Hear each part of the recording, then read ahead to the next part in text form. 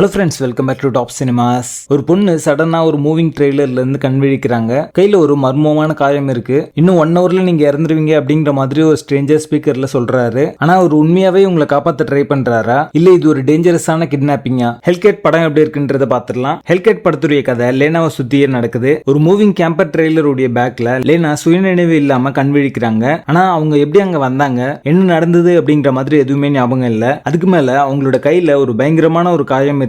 அப்ப அந்த கேம்பரை டிரைவ் பண்ணிட்டு இருக்க கிளைவுடைய வாய்ஸ் பாத்தீங்கன்னா ஸ்பீக்கர் மூலமா உங்களுக்கு கேக்குது. லேனா ஏதோ ஒரு வைரஸால இன்ஃபெக்ட் ஆயிருக்கிறதாவும் 1 மணி நேரத்துக்குள்ள டாக்டர் கிட்ட கொண்டு போல அப்படின்னா அவங்க இறந்துருவாங்க அப்படின்ற மாதிரி கிளைவ் சொல்றாரு. ஆனா லேனாக்கு பாத்தீங்கன்னா அவருடைய வார்த்தைகள்ல கொஞ்சம் கொஞ்சமா டவுட் வர ஆரம்பிக்குது. ஏன்னா அவளை அந்த மூவிங் ட்ரெய்லர்ல பாத்தீங்கன்னா லாக் பண்ணி வச்சிருக்காங்க. அவங்க நினைச்சா கூட வெளியே போக முடியாத ஒரு சூழல் இருக்கு. கிளைவ் உண்மையாவே அவங்களை காப்பாத்த ட்ரை பண்றாரா, இல்ல இவங்களை கிட்னாப் பண்ணி கொண்டு போற ஒரு சைக்கோ கில்லரா அப்படின்ற ஒரு டைலமா உங்களுக்கு இருந்துட்டே இருக்கு. சோ இதுக்கான விடையை அவங்க ட்ரெய்லருக்குள்ள ஏதாவது க்ளூஸ் கிடைக்குமா அப்படின்ற மாதிரி தேடும் போது அவங்களுடைய பாஸ்ட் பத்தின மெமரிஸ் பாத்தீங்கன்னா கொஞ்சம் கொஞ்சமா அவங்களுக்கு திரும்பி வர ஆரம்பிக்குது. அது மூலமா அவங்களுக்கு மர்மமான உண்மைகள் நிறைய தெரிய வருது. லேனா இந்த ட்ரெய்லர்ல இருந்து எஸ்கேப் ஆக முடிஞ்சதா, கிளைவுடைய உண்மையான மோட்டிவ் என்ன, இந்த மர்மமான இன்ஃபெக்ஷனுடைய பின்னணியில இருக்கிற சீக்ரெட் என்ன அப்படின்றத ரிவீல் பண்ற கிளாஸ்ட்ரோபோபிக் ஹாரர் த்ரில்லர் தான் ஹெல்கேட். படத்துடைய ஃபர்ஸ்ட் ஆக்ட்ல இருக்கிற கிளைவுடைய வாய்ஸ் ஓவர் என்னன்னு தெரியாத அந்த மர்மமான ஒரு இன்ஃபெக்ஷன், லேனாவோட பிரெக்னன்சி எல்லாமே பாத்தீங்கன்னா ஒரு நல்ல கான்ஃபிளிக்டா இந்த படத்துக்கு அமைஞ்சது. கிளைவோட மோட்டிவ் என்ன அப்படின்ற ஒரு டைலமா, இது எந்த மாதிரியான ஒரு இன்ஃபெக்ஷன் அப்படின்ற ஒரு கியூரியாசிட்டியை படம் முழுக்கவே மெயின்டைன் பண்ணாங்க.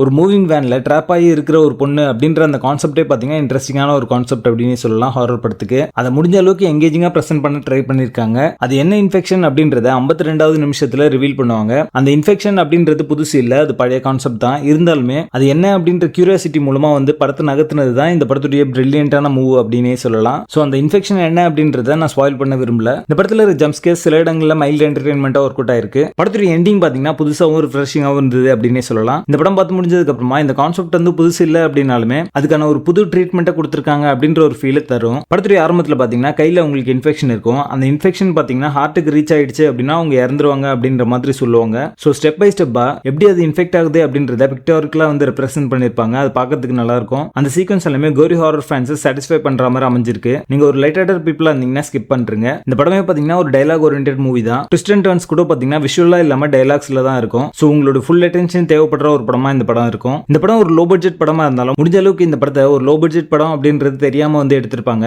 ஒன்ஸ் லீனா ரோல் பாத்தீங்கன்னா அந்த வேன் விட்டு கீழே இறங்கினதுக்கு அப்புறமா இந்த படத்துடைய அந்த மிஸ்ட்ரி எலிமெண்ட் அப்படின்றது டைல்யூட் ஆயிடுது. அதே மாதிரி இது ஒரு லோ பட்ஜெட் படம் அப்படின்றதும் தெரிய ஆரம்பிக்கும். லேனா ரோல்ல நடிச்ச டகோட்டா கார்மெண்ட் பாத்தீங்கன்னா ஒரு நல்ல பெர்ஃபார்மன்ஸே கொடுத்திருக்காங்க. இந்த படத்துல ட்விஸ்ட் அண்ட் டர்ன்ஸ் சிலதெல்லாம் பிரெடிக்டபிளா தான் இருக்கும். டைலாக்ஸ் இன்னும் கொஞ்சம் பெட்டரா இருந்திருக்கலாம் அப்படிங்கிற மாதிரி தோணுச்சு. படத்துடைய பேசிங் நல்லா இருக்கும். சரி, அதெல்லாம் விடுங்க, பார்க்கலாமா வேணாமா அப்படின்னு கேட்டீங்கன்னா இது ஒரு பெரிய கிரவுண்ட் பிரேக்கிங் ஹாரர் படம் அப்படின்ற மாதிரிலாம் சொல்ல மாட்டேன். ஒரு டைம் பாஸ்க்கு ஒரு டீசென்டான ஒரு ஹாரர் படம் பார்க்கணும் அப்படின்னு நினைச்சீங்கன்னா இந்த படம் உங்களுக்கானது. படத்துல அதற்கான இல்ல, இந்த படத்தை நீங்க ஃபேமிலியோட பார்க்கலாம். ஹெல்கேட் படத்துக்கு எங்களோட ரேட்டிங் 5 out of 10.